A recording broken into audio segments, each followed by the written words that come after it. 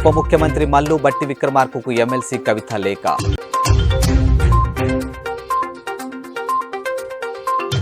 మహిళలకు ఉచిత RTC bus ప్రయాణం, 3 గ్యాస్ సిలిండర్లు ఫ్రీ. చంద్రబాబు పలు ఎన్నికల హామీలు.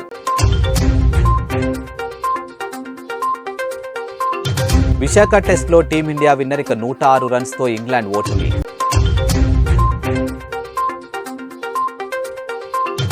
జార్ఖండ్లో బల పరీక్షలో నెగ్గిన చంపై సోరెన్ ప్రభుత్వం. తెలంగాణ ఉప ముఖ్యమంత్రి మల్లు భట్టి విక్రమార్కకు బీఆర్ఎస్ ఎమ్మెల్సీ కల్వకుంట్ల కవిత సోమవారం లేఖ రాశారు.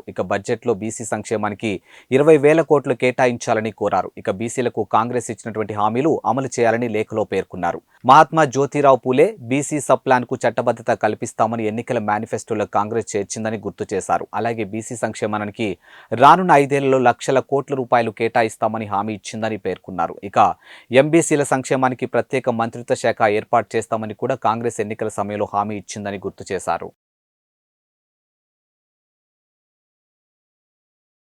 వచ్చే ఎన్నికల్లో రాష్ట్ర ప్రభుత్వం, రాష్ట్ర ప్రజలు గెలవాలని టీడీపీ అధినేత చంద్రబాబు అన్నారు. వైసీపీని బంగాళాఖాతంలో కలపాలని చెప్పారు. సైకో పాలన అంతం చేస్తే తప్ప మనకు భవిష్యత్తు లేదని అన్నారు. విశాఖను క్రైమ్ సిటీగా, గంజాయి కేంద్రంగా మార్చేశారని విమర్శించారు. తన సొంత పత్రిక జగన్ సాక్షి 100 కోట్లు దోచిపెట్టాడని చంద్రబాబు మండిపడ్డారు. ఏపీ పోలీసులు హైదరాబాద్లో గంజాయి అమ్ముతూ దొరికిపోయారని అన్నారు. అనకాపల్లి జిల్లా మూడుగులలో నిర్వహించినటువంటి సభలో మాట్లాడుతూ ఆయన ఈ వ్యాఖ్యలు చేశారు. హైదరాబాద్లో ఎదురైన ఓటమికి టీమిండియా విశాఖలో ప్రతీకారం తీర్చుకుంది. ఇంగ్లాండ్తో ఇక్కడ ఏసీఏ వీడీసీఏ స్టేడియంలో జరిగినటువంటి 2వ టెస్టులో టీమిండియా 106 పరుగుల తేడాతో ఘన విజయం సాధించింది.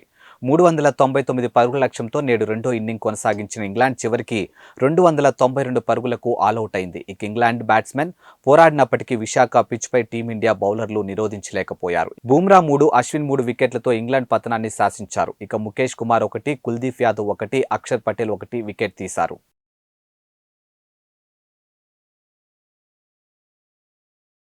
జార్ఖండ్లో జేఎంఎం నేతృత్వంలో సంకీర్ణ ప్రభుత్వం సోమవారం బల పరీక్షలో నెగ్గింది. బల పరీక్షలో చంపై సోరెన్ నేతృత్వంలోని మహాగఠ్ బంధన్లో ప్రభుత్వం 47 ఓట్లు సాధించింది. వ్యతిరేకంగా 29 ఓట్లు పోలయ్యాయి. బల పరీక్షకు వ్యతిరేకంగా ఓటు వేసినటువంటి పార్టీలో బీజేపీ, ఏజేఎస్యు ఉన్నాయి. బల పరీక్షకు అనుకూలంగా 29 మంది జేఎంఎం, 16 మంది కాంగ్రెస్ ఎమ్మెల్యేలు, ఆర్జేడీ, సిపిఐ నుంచి ఒక్కో ఎమ్మెల్యే ఓటు వేశారు. మొత్తం 47 ఓట్లు అనుకూలంగా వచ్చాయి.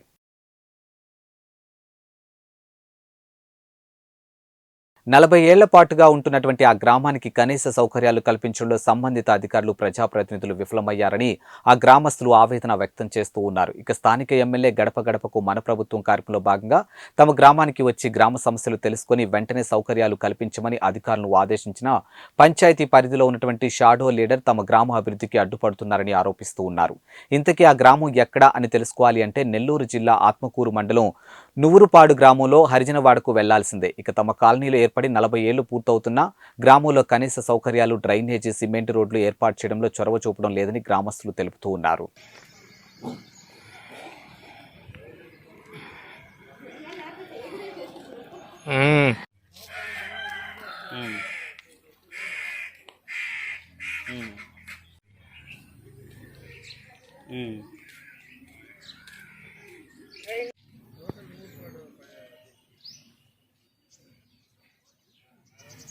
జాలం కట్టుకుంటారు మంచిగా చెడ్డ కానీ ముసలి అవుతుంది. దారి చీకట్ల కనపడక మాకు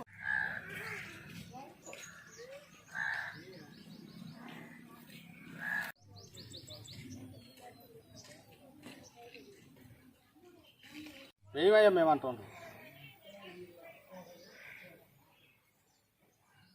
మాది నూరుపాడు కాలనీ, ఎస్సీ కులానికి చెందిన వాళ్ళమే.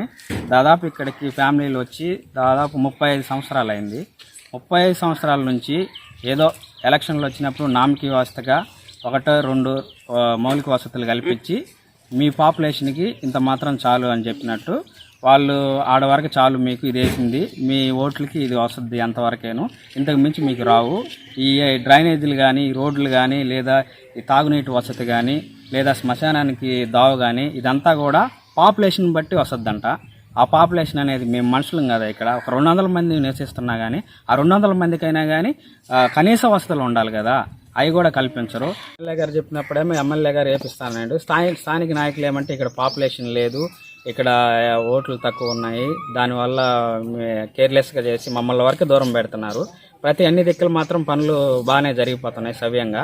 కనీసం ఈ కాలనీలు మాత్రమే. మాజీ ఎమ్మెల్యే ఎరపతినేని శ్రీనివాసరావు కీలక వ్యాఖ్యలు చేశారు. ఇక పల్నాడు జిల్లా పిడుగురాళ్ల టీడీపీ కార్యాలయంలో ఆయన మాట్లాడారు. వైసీపీ పాలనలో నియోజకవర్గంలో భూదందాలు పెద్ద ఎత్తున జరిగాయని ఆరోపించారు.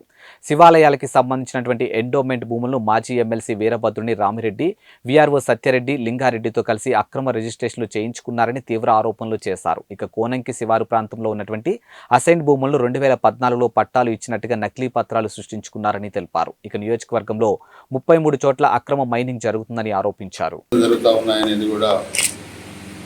మనం చాలాసార్లు కూడా మీడియా దృష్టి కూడా తెచ్చాం. ఈరోజు పిడుగురాళ్ల పట్టణ పరిధిలో 22A కింద ఉన్న ల్యాండ్స్ అంటే ఎండోమెంట్ ల్యాండ్స్. ఇప్పుడు కూడా మనం ఆన్లైన్లో చూస్తే రామలింగేశ్వర స్వామి టెంపుల్ కింద ఈ భూములు మనకి ఆన్లైన్లో కనపడతాయి.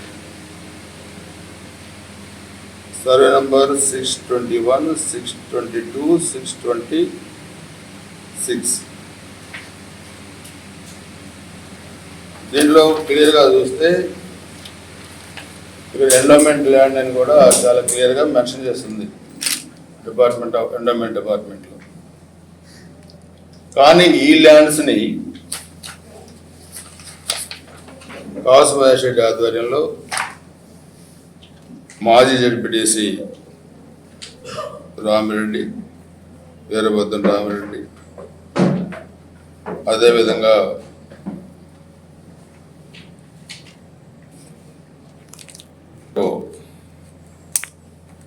సత్యారెడ్డి,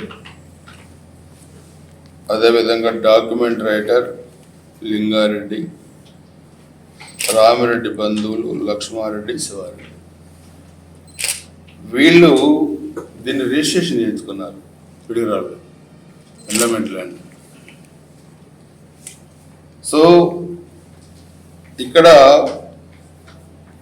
జగనన్నకు చెప్దాం స్పందన కార్యక్రమంలో అందినటువంటి అర్జీలను తక్షణమే పరిష్కారం అందించాలని జిల్లా కలెక్టర్ డాక్టర్ కృతికా శుక్లా అధికారులను ఆదేశించారు. ఇక సోమవారం కాకినాడ కలెక్టర్ కార్యాలయంలో స్పందన సమావేశం మందిరంలో జిల్లా స్థాయి జగనన్నకు చెప్దాం స్పందన కార్యక్రమం జరిగింది. ఈ కార్యక్రమంలో జిల్లా collector Krithika Shukla, JC Praveen Aditya, incharge DRDO, DRDA K Sriramani, CPO P Trinath, జిల్లా పంచాయతీ అధికారిని K Bharati, Soujanya, BC corporation ED Addanki Srinivasa Rao, Kakinada DLDO P నారాయణమూర్తులతో కలిసి జిల్లాలో ఉన్నటువంటి నలుమూల నుంచి వచ్చినటువంటి ప్రజల వినతులను స్వీకరించారు. ఈ అర్జీలను సత్వరమే పరిష్కరించవలసిందిగా ఆయా శాఖల అధికారులకు కలెక్టర్ ఆదేశించారు.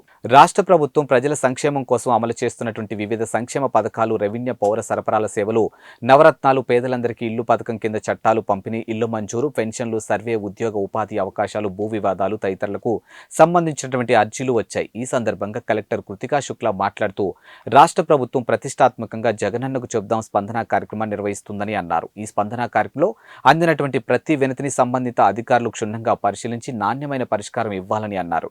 ఒకే అంశంపై మళ్లీ అర్జీలు నమోదు కాకుండా అధికారులు ప్రత్యేక దృష్టి పెట్టాలని కలెక్టర్ ఈ సందర్భంగా అధికారులకు సూచించారు.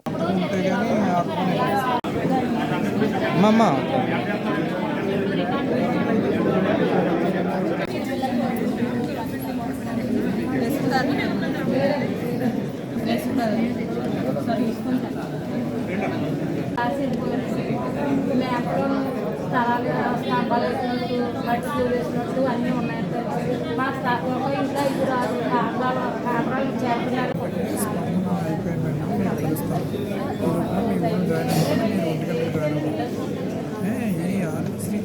పీసీసీ చీఫ్ షర్మిల వైసీపీ నాయకులు ముప్పెట దాడి చేయడం దురదృష్టకరమని కాంగ్రెస్ జిల్లా అధ్యక్షుడు చిలుకోటి పాండురంగారావు, రాష్ట్ర నాయకులు ఆకుల వెంకటరమణ, తాళ్ళూరి రాజు పేర్కొన్నారు. ఇక సోమవారం జిల్లా కాంగ్రెస్ కార్యాలయంలో జరిగినటువంటి విలేకరుల సమావేశంలో వారు మాట్లాడారు. రాష్ట్రంలో కాంగ్రెస్ పార్టీ బలంగా ఉందని అన్నారు. ఇక రాబోయే ఎన్నికల్లో కాంగ్రెస్ పార్టీ విజయం సాధించడం ఖాయమని తెలిపారు. ఈ సమావేశంలో పోతురాజు, వాసు తదితరులు పాల్గొన్నారు.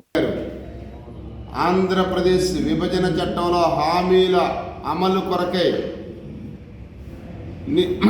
ఎంతో చిత్తశుద్ధితో ఈ ఆంధ్రప్రదేశ్ రాష్ట్ర భవిష్యత్తు కోసం ఆవిడ కంకణం కట్టుకుని ఈరోజు రాష్ట్ర విభజన చట్టంలో హామీలను నెరవేర్చాలని చెప్పేసి ఢిల్లీ గడ్డపై గర్జించిన సింహం వలె ఆవిడ గర్జించింది.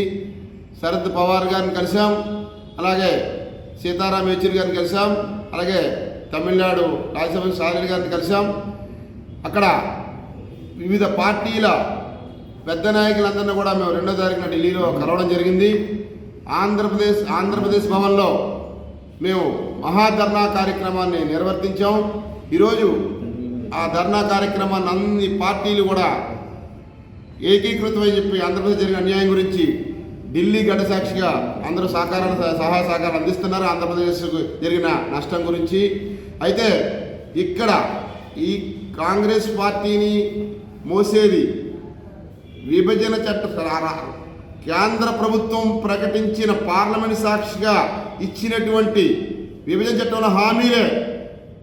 రఘువీరారెడ్డి గారు కాదు, శర్మిలారెడ్డి గారు కాదు, పల్లవరాజు గారు కాదు, రేపు పొద్దున్న ఎవరూ కాదు, మన వాళ్ళ కేంద్ర ప్రభుత్వము ఆంధ్రప్రదేశ్ ప్రకటించిన ప్రత్యేక హోదా, పోలవరం పూర్తి చేయడం, అలాగే విశాఖ ఉక్కును కాపాడడం, కడప స్టీల్ ప్లాంట్ని కాపాడడం, ఆ రోజు కేంద్ర ప్రభుత్వం సాక్షిగా పార్లమెంట్లో ఇచ్చిన ఆ హామీలే మోస్తరే కాంగ్రెస్ పార్టీ. కేవలం నలుగురు నాయకులు, నలుగురు వ్యక్తులు.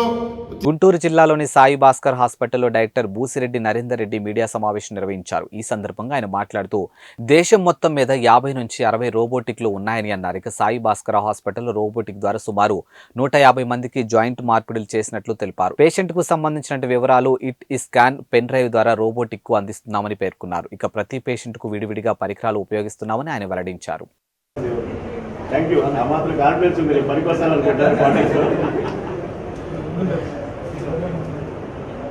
సో ఇప్పుడున్న పరిస్థితికి మీకు తెలియదు ఏం కాదు. ఇంత అద్భుతమైన ప్రొఫెషనల్ చేసి ఇంతమంది నిజంగా ప్రజలకు సేవ చేయాలంటే పిలిచి అందరికీ ఫ్రీగా రోబోటింగ్ చేసేస్తే ఈక్వల్ టు ఎలక్షన్స్ లాంటిదే. కానీ అటువంటి టైం రాలేదు, అటువంటి పరిస్థితి రాలేదు. డెఫినెట్గా ఎప్పుడన్నా అవకాశం వచ్చిందో రిసీవ్ చేయాలి.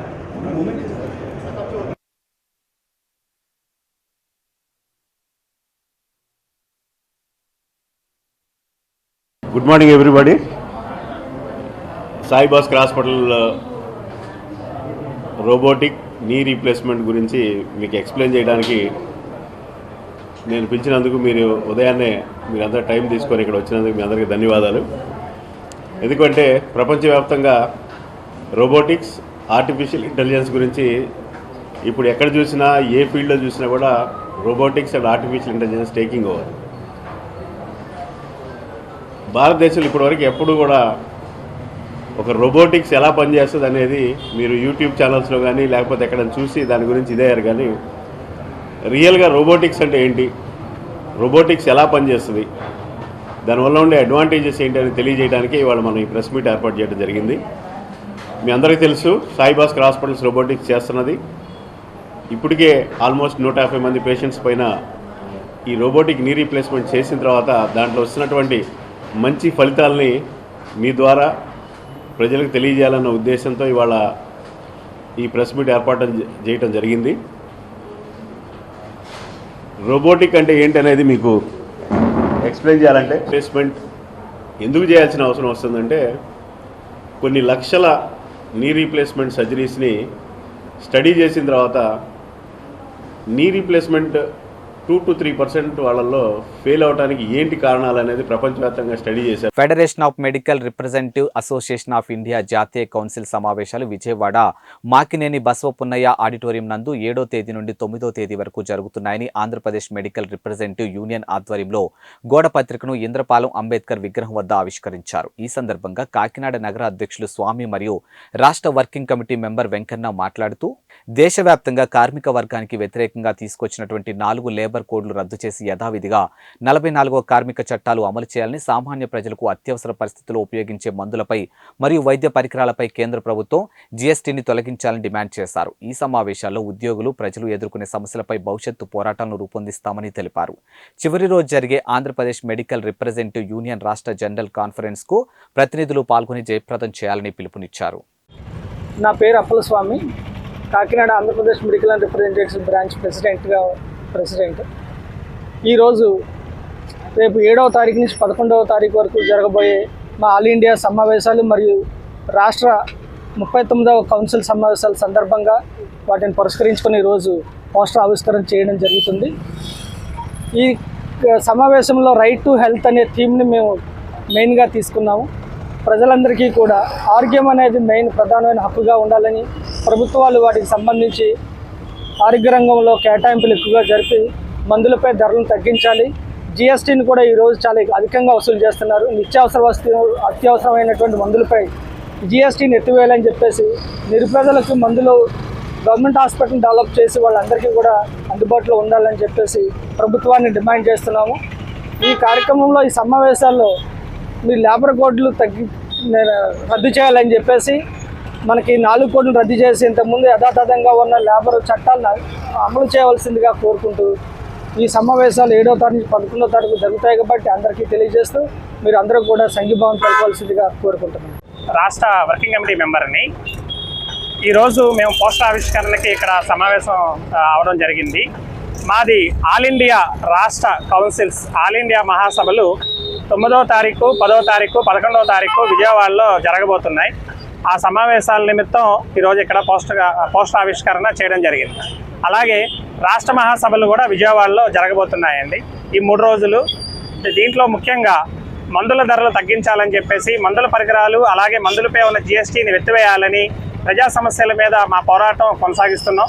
గత సంవత్సరంలో తీసుకున్న నిర్ణయాలని చర్చించి ఫ్యూచర్లో తీసుకోవాల్సిన నిర్ణయాల కోసం ఈరోజు ఆ 3 రోజులు అక్కడ సమావేశాల్లో చర్చలు జరుగుతాయని మీ అందరికీ తెలియజేస్తున్నాం. Thank you.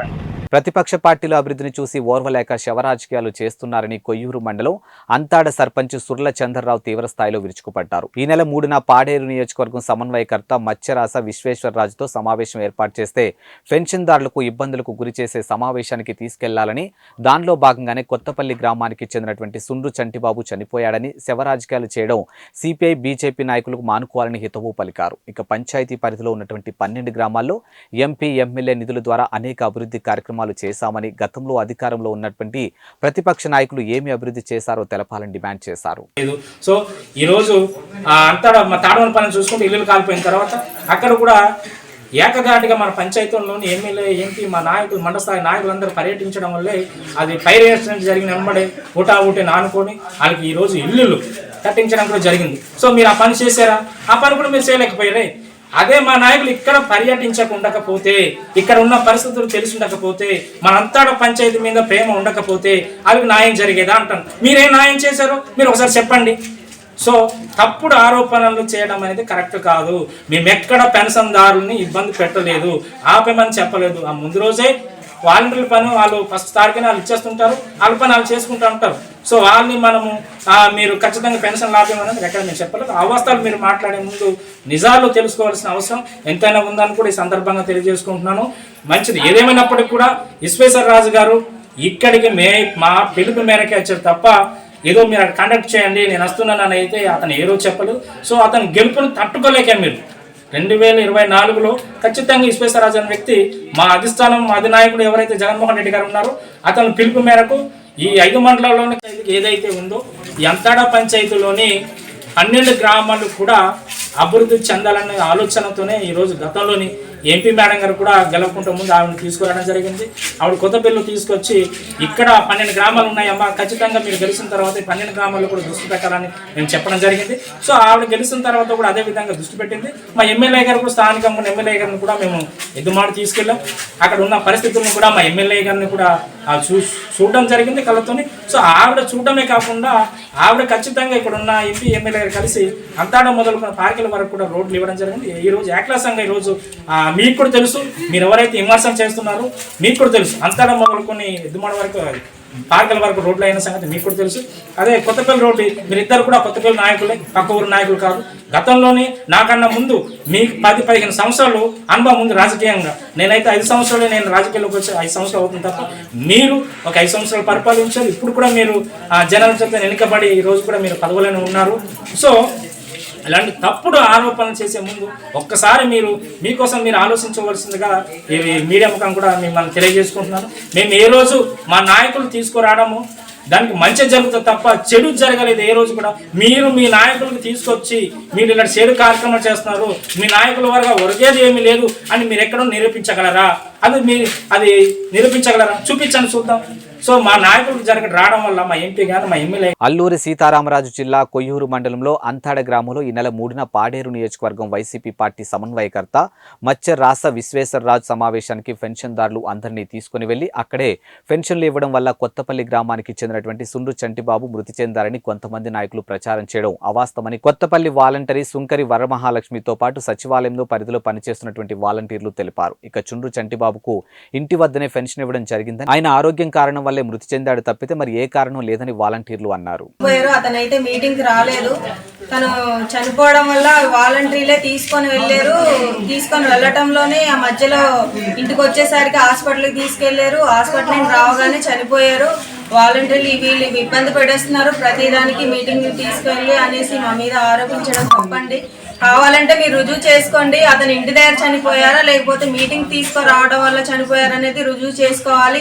తప్పుడు ప్రచారం అయితే చేయకూడదు. ఇంట్లోనే ఫంక్షన్ ఇచ్చాను అతనికి అయితే హాస్పిటల్కి అలా ఆవిడ నమస్కారం అండి. కొయ్యూరు మండలము అంతడ పంచాయతీ గ్రామ వాలంటీర్లు మేము మొత్తం 10 మంది ఉన్నాము. మా పంచాయతీలో 12 గ్రామాలు ఉన్నాయి. 12 గ్రామాలకు సంబంధించి వాలంటీర్లు వీరు. అయితే ఏదైతే 3వ తారీఖున విశ్వేశ్వరరాజు గారు మీటింగ్ ఉన్నదో దానికైతే వాలంటీర్ల నుంచి ఎటువంటి ఒత్తిడి జనాలకి ఎవరు ఇవ్వలేదండి. ఎందుకంటే సంక్షేమ పథకాలన్నిటి నేరుగా లబ్ధిదారుల చేతుల్లోకి ఖాతాల్లోకి వెళ్తున్నాయి. కాబట్టి ఎవరైతే మచ్చిరాజు విశ్వేశ్వరరాజు గారు వస్తున్నారని మాకు ఇంటిమేషన్ ఇచ్చారో, అమ్మ మరి మన గవర్నమెంట్ అన్ని పథకాలు ఇస్తుంది కాబట్టి మీరు మరి మీటింగ్కి హాజరవ్వండి అన్న మాట అయితే మేమైతే చెప్పాను తప్ప మీరు అక్కడికి రండి మిమ్మల్ని కట్టి బంధించేసి ఎత్తుకొచ్చేసి లేకపోతే నడిపించుకొని తీసుకొచ్చేసి మేమైతే అలాంటి ఇబ్బంది అయితే పెట్టలేదు. ఎవరైతే అభిమానం ఉన్నదో వారు వచ్చారు. ఎవరైతే నాకు పథకాలు నిజంగా గవర్నమెంట్ మాకు ఇస్తుందన్న ఆలోచనతోనే వారు వచ్చారు తప్ప ఎవరిని కూడా బలవంతకారం చేయలేదు. అది కావాలంటే వారి గ్రౌండ్ లెవెల్లో వెళ్ళి వారు తెలుసుకోవాల్సిందిగా కోరుచున్నాం. అయితే ఒక నాయకుడు అంటాడు కదా, అంతటి పంచాయతీ 14 గ్రామాలు అంటున్నాడు ఒక నాయకుడు. అంతటి గ్రామాలు 14 గ్రామాలు కాదండి, 12 గ్రామాలే. కాబట్టి నాయకులు అన్న వాడికే ఎన్ని ఊళ్ళు ఉన్నాయో తెలియకపోతే ఇంకా ఆడే నాయకుడు తెలంగాణ రాష్ట్ర ప్రభుత్వం త్వరలో భర్తీ చేసే నామినేటెడ్ చైర్మన్ పదవుల్లో కాంగ్రెస్ పార్టీ నాయకుడు తెలంగాణ క్రిస్టియన్ కౌన్సిల్ అధ్యక్షుడు మల్కాల ప్రవీణ్ కు నామినేటెడ్ చైర్మన్ పదవి ఇవ్వాలని తెలంగాణ క్రిస్టియన్ కౌన్సిల్ రాజన్న సిరిసిల్ల జిల్లా శాఖ అధ్యక్షుడు పెరుక జోసెఫ్ తెలంగాణ రాష్ట్ర ముఖ్యమంత్రి రేవంత్ రెడ్డి మరియు కాంగ్రెస్ పార్టీ పెద్దలకు విజ్ఞప్తి చేశారు. ఇక సిరిసిల్లలో ఆయన మీడియాతో మాట్లాడుతూ గతంలో ఉన్నటువంటి ప్రభుత్వం ఒక క్రైస్తవ వర్గానికి చెందిన వ్యక్తికి నామినేటెడ్ పదవి ఇస్తే ఆయన క్రైస్తవులకు చేసింది ఏమీ లేదని, క్రైస్తవుల వెంట ఉండి వారి సమస్యల కోసం పోరాటాలు చేసే మల్కాల ప్రవీణ్ నామినేటెడ్ చైర్మన్ గా అవకాశం ఇవ్వాలని పెరక జోసెఫ్ అన్నారు. సిరిసిల్ల జిల్లా టీసీసీ తెలంగాణ క్రిస్టియన్ కౌన్సిల్ అధ్యక్షులు నేను పెరక జోసెఫ్ తెలియజేయనిది ఏమనగా ఇప్పటి ప్రభుత్వాన్ని కాంగ్రెస్ ప్రభుత్వాన్ని కోరడం జరుగుతుంది. తెలంగాణ క్రిస్టియన్ కౌన్సిల్ ఆధ్వర్యంలో రాష్ట్ర అధ్యక్షులు ముల్కాల ప్రవీణ్ గారు మరి క్రైస్తవుల యొక్క హక్కుల కొరకు మరి పోరాడడం జరిగింది. మరి అంతకుముందు కాంగ్రెస్ హయాంలో ఎన్నో సేవలు ముల్కాల ప్రవీణ్ గారు మరి సేవలు అందించారు. ఈ సందర్భంగా మరి కాంగ్రెస్ ప్రభుత్వం తెలంగాణ రాష్ట్ర మరి కమిటీలో మరి క్రైస్తవులకు సంబంధించిన మైనారిటీ శాఖలో మరి రాష్ట్ర లెవెల్లో నామినేట్ పోస్టు ఇప్పించగలరని మేము కోరుతున్నాము. ఖచ్చితంగా మరి మైనారిటీ శాఖకు న్యాయం జరగాలి, హక్కులు మరి అందరికీ చేరే దిశగా మరి రాష్ట్ర అధ్యక్షులైన ముల్కాల ప్రవీణ్ అన్న మరి ఎంతో కృషి చేస్తూ ఉన్నారు, మమ్మల్ని ప్రోత్సహిస్తున్నారు. జిల్లాల వారీగా మా యొద్దకు వచ్చి మరి అన్ని విషయాల కొరకు ఆయన ముందుండి నడుస్తున్నాడు కనుక మేము ఆయనను బలపరుస్తున్నాము. ఇంతకుముందున్న 40 ఏళ్ల పాటుగా ఉంటున్నటువంటి ఆ గ్రామానికి కనీస సౌకర్యాలు కల్పించడంలో సంబంధిత అధికారులు ప్రజాప్రతినిధులు విఫలమయ్యారని ఆ గ్రామస్తులు ఆవేదన వ్యక్తం చేస్తూ ఉన్నారు. ఇక స్థానిక ఎమ్మెల్యే గడప గడపకు మన ప్రభుత్వం కార్యక్రమంలో భాగంగా తమ గ్రామానికి వచ్చి గ్రామ సమస్యలు తెలుసుకుని వెంటనే సౌకర్యాలు కల్పించమని అధికారులను ఆదేశించిన పంచాయతీ పరిధిలో ఉన్నటువంటి షాడో లీడర్ తమ గ్రామ అభివృద్ధికి అడ్డుపడుతున్నారని ఆరోపిస్తూ ఉన్నారు. ఇంతకీ ఆ గ్రామం ఎక్కడా అని తెలుసుకోవాలి అంటే నెల్లూరు జిల్లా ఆత్మకూరు మండలం నువ్వురుపాడు గ్రామంలో హరిజనవాడకు వెళ్లాల్సిందే. ఇక తమ కాలనీలో ఏర్పడి 40 ఏళ్లు పూర్తవుతున్నా గ్రామంలో కనీస సౌకర్యాలు, డ్రైనేజీ, సిమెంట్ రోడ్లు ఏర్పాటు చేయడంలో చొరవ చూపడం లేదని గ్రామస్తులు తెలుపుతూ ఉన్నారు.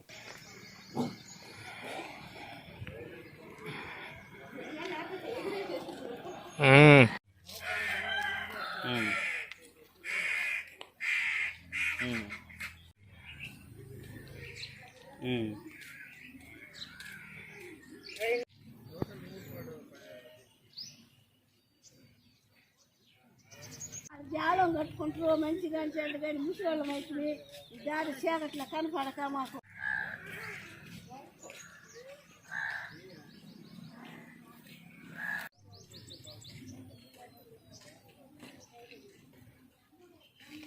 ఏమయ్యా మేమంటాం. మాది నూరుపాడు కాలనీ ఎస్సీ కులానికి చెందిన వాళ్ళమే. దాదాపు ఇక్కడికి ఫ్యామిలీలు వచ్చి దాదాపు 35 సంవత్సరాలు అయింది. 35 సంవత్సరాల నుంచి ఏదో ఎలక్షన్లు వచ్చినప్పుడు నామకి వసతిగా 1-2 మౌలిక వసతులు కల్పించి మీ పాపులేషన్కి ఇంత మాత్రం చాలు అని చెప్పినట్టు వాళ్ళు ఆడవరకు చాలు, మీకు ఇది వేసింది, మీ ఓట్లకి ఇది వస్తుంది, అంతవరకేను, ఇంతకు మించి మీకు రావు. ఈ డ్రైనేజీలు కానీ, రోడ్లు కానీ, లేదా ఈ తాగునీటి వసతి కానీ, లేదా శ్మశానానికి దావు కానీ, ఇదంతా కూడా పాపులేషన్ బట్టి వస్తుందంట. ఆ పాపులేషన్ అనేది మేము మనుషులం కదా, ఇక్కడ ఒక 200 మంది నివసిస్తున్నా కానీ ఆ 200 మందికైనా కానీ స్నేహితుని కోల్పోయినటువంటి తన కోసం మిత్రులు రక్తదాన శిబిరాన్ని ఏర్పాటు చేశారు. ఇక పల్నాడు జిల్లా మాచర్ల మండలం నాగార్జున సాగర్లో గత ఏడాది మే 9న రోడ్డు ప్రమాదంలో గుంటి ప్రతాప్ అనే యువకుడు మృతి చెందాడు. అయితే అతని మరణాన్ని మర్చిపోలేని స్నేహితులు రక్తదాన శిబిరాన్ని ఏర్పాటు చేశారు. ఇక మృతుడి జయంతి రోజున నిర్వహించినటువంటి ఈ కార్యక్రమంలో 40 మందికి పైగా రక్తదానం చేశారు. అనంతరం కేక్ కట్ చేసి అన్నదాన కార్యక్రమం నిర్వహించారు. ఇక ప్రతాప్ స్నేహితులు మాట్లాడుతూ అందరితో సరదాగా ఉంటూ కష్ట నష్టాల్లో పాలు పంచుకునే స్నేహితుడు తమతో లేకపోవడం బాధగా ఉందని, ప్రతాప్ మరణాన్ని జీర్ణించుకోలేకపోతున్నామని ఆవేదన వ్యక్తం చేశారు. సందర్భంగా మేము రక్తదానం చేయాలనుకుంటున్నాము. అతను గత సంవత్సరము మే నెల 9వ తారీఖు చనిపోవడం జరిగినది. అతని జ్ఞాపకార్థం మేము బ్లడ్ డొనేషన్ చేయాలనుకుంటున్నాము. అతను మా మధ్యలో లేనందుకు మేము ఎంతో బాధపడుతున్నాము. పల్నాడు జిల్లా సత్తెనపల్లి మండలం భీమవరం గ్రామంలో దివంగత నేత డాక్టర్ కోడెల శివప్రసాదరావు విగ్రహాన్ని కోడెల శివరాం ఆవిష్కరించారు. ఇక ముందుగా కోడెల కార్యాలయం నుండి భారీ బైక్ ర్యాలీ నిర్వహించారు. ఈ సందర్భంగా జేజే కోడెల శివరాం నాయకత్వం వర్ధిల్లాలి అంటూ చేసినటువంటి నినాదాలతో చుట్టుపక్కల ప్రాంతం అంతా మారుమోగింది. ఈ కార్యక్రమంలో టీడీపీ నాయకులు, కార్యకర్తలు పెద్ద ఎత్తున పాల్గొన్నారు. ఈ సందర్భంగా కోడెల ఆశయాలు లక్ష్యంగా ముందుకు నడుస్తున్నారని కోడెల శివరాం తెలిపారు. స్టేజ్ మీద మాట్లాడుతూ చెప్తా ఉన్నారు, మేము అధికారం మారిన తర్వాత ఎప్పుడంటే అధికార పక్షం 2019లో అధికార మార్పిడి జరిగిన తర్వాత మొట్టమొదటిగా వాళ్ళు టార్గెట్ చేసుకున్న కుటుంబం కోడెల శివప్రసాదరావు గారు. ఎన్నో కేసులు, ఎన్నో అవమానాలు, ఎన్నో ఇబ్బందులు, ఎన్నో కష్టాలు, అన్నిటికీ మించి పెద్ద దిక్కుగా ఉండే తండ్రిని కోల్పోయారు. అయినా సరే మన కోసం ఇప్పటికీ ప్రాణాలు ఇచ్చే మనుషులు మన మధ్య కొంతకాలం వాళ్ళ కోసం ఎన్ని అవమానాలైనా దిగమించుకోవాలి, వాళ్ళకి అండగా నిలబడాలి, పోరాటం చేయాలి. ఎక్కడైతే అవమానపడ్డామో, ఎక్కడైతే అవమానించారో, ఎక్కడైతే తప్పుడు కేసులు పెట్టి బనాయించారో అక్కడే గర్వంగా, గౌరవంగా కోడెల గారి పేరు మారుమోగినట్టు చేయాలని చెప్పి గత 4 ఏళ్ళుగా పోరాటం చేస్తా ఉన్నాను. అవతల అధికార పక్షంతో పోరాటం చేస్తా ఉన్నాను. స్వపక్షంలో కొంతమంది ఎవరైతే పదవులు అనుభవించారో, మళ్ళా కోడెల గారి ద్వారా గౌరవం పొందారు, కోడెల గారి ద్వారా ఈ సమాజంలో మేము ఉన్నామని చెప్పి తెలుసుకున్నారు, వాళ్ళందరికీ కూడా మరలా పదవులు రావాలన్నా, మరలా అధికారం కావాలంటే శివరాంతో కాదు కొత్త వాళ్ళని తీసుకొస్తే ఆ అవకాశాలు వస్తాయని చెప్పి తిరుగుతూ ఉన్నారు. వాళ్ళందరికీ ఒకటే మాట చెప్తా ఉన్నాను, ఒకప్పుడు అడగండి అమ్మాయిని అన్నం పెట్టిన ఈ రోజుల్లో అడగకుండానే అన్నీ చేసి పెట్టిన కోడెల శివప్రసాదరావు గారి రుణం ఏ విధంగా మీరు తీర్చుకోబోతా ఉన్నారు. ఈరోజు సమాజంలో వెనకబడిన వర్గాలైనా సరే ఆ రోజు రిజర్వేషన్ లేకపోయినా సరే గౌరవం ఇవ్వాలి అని చెప్పి పదవులు ఇచ్చిన కోటల శివప్రసాదరావు గారు రుణం ఏ విధంగా తీర్చుకోబోతా ఉన్నారు. అందుకే ఇవి వాల్టి బులెటిన్ అప్డేట్స్. మరో బులెటిన్తో మళ్ళీ కలుద్దాం. అంతవరకు సెలవు. నమస్కారం.